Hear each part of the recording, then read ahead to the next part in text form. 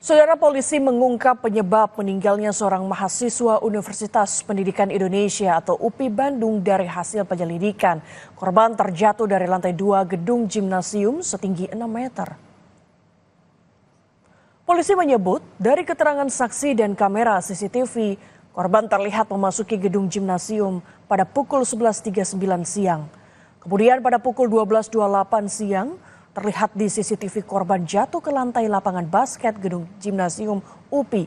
Pada saat kejadian tidak ada satu orang pun yang berada di dalam gedung gimnasium UPI. Polisi mengungkapkan sebelum kejadian korban sempat cekcok dengan mantan kekasihnya di rumah indekos korban.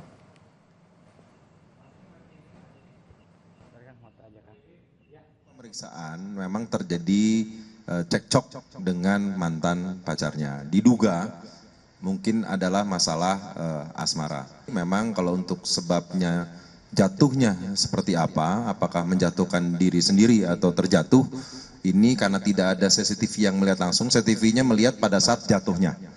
Jadi kita memeriksa dari keamanan bahwa memang tidak ada satupun yang memasuki gimnasium tersebut dan hasil CCTV tidak ada orang lain selain dari korban.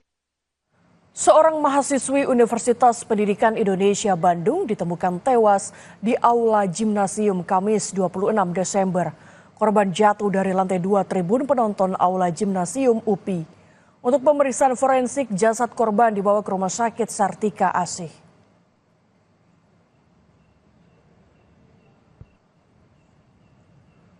Tujuh personel Polrestabes Medan yang diduga menganiaya tahanan ditempatkan di tempat khusus. Keluarga tahanan menilai ada yang janggal dari kematian sang tahanan.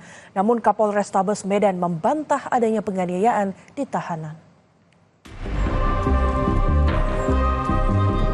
7 personil Polrestabes Medan ditempatkan di tempat khusus atau patsus buntut tewasnya seorang tahanan.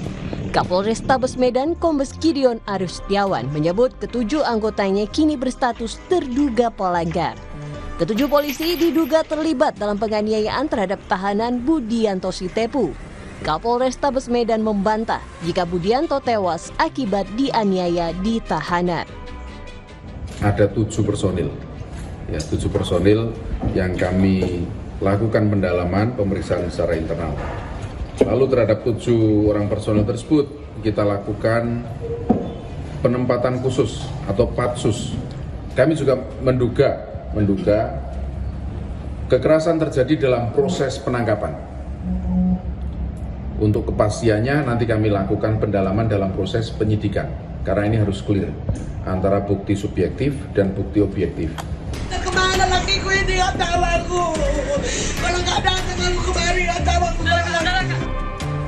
Sebelumnya, istri Budianto Sitepu, Dumariasi Mangungsong, mengaku usai penangkapan berusaha menemui sang suami di tahanan Polrestabes Medan, namun tidak mendapatkan izin. Dumaria mengaku tak pernah diberitahu mengenai status suaminya yang ditahan selama hampir 2 hari. Saya langsung datang ke Polrestabes. Saya melapor ke piket mau jumpai Budi. Tidak dikasih sama sekali. Melihat dari jauh pun saya minta tolong, tidak dikasih.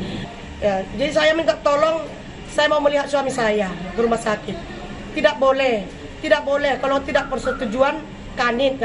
Saya telepon kanitnya nggak mau ngangkat. Nyampe kemari, juga nggak dikasih. Tiba-tiba saya lihat di bawah mayat, ternyata suami saya. Korban Budianto Sitepu ditangkap polisi dari Polrestabes Medan pada malam Natal 24 Desember lalu karena dinilai mengganggu ketertiban. Namun setelah 2 hari ditahan di Polrestabes Medan, Budianto Sitepu diketahui meninggal dunia. Kematian Budianto dinilai janggal oleh keluarga. Mereka berharap kasus ini diusut tuntas dan transparan. Tim Liputan, Kompas TV. Sorotan lain, Saudara, Puslap 4 Bareskrim Polri menginvestigasi penyebab bocornya truk pengangkut zat kimia di Kabupaten Bandung Barat. Polisi menyelidiki adanya dugaan pelanggaran lain dari kejadian ini. Tim Puslap 4 Bareskrim Polri diturunkan ke lokasi kejadian melakukan investigasi penyebab truk pengangkut zat kimia yang bocor di Jalan Raya Padalarang, Kabupaten Bandung.